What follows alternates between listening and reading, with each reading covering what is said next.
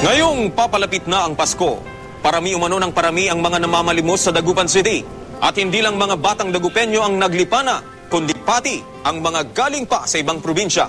Sa Malimgas Market, may mga katutubong aita na mula pa sa Zambales. Ang iba sa kanila, may mga dalang pana na kanila raw ibinebenta. Sa harap naman ng mall na ito, nagkukumpulan ang mga badyaw.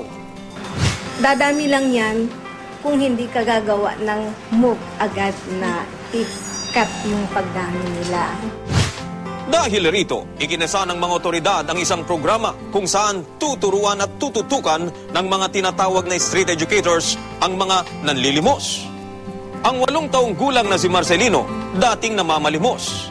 Pero mula nang nakilala niya ang isa sa mga street educator, pangangalakal na lang ang kanyang pinagkakakitaan. Pinapatindihan kami ng masyadong mabuti lang po. Ginawala nila ako Na?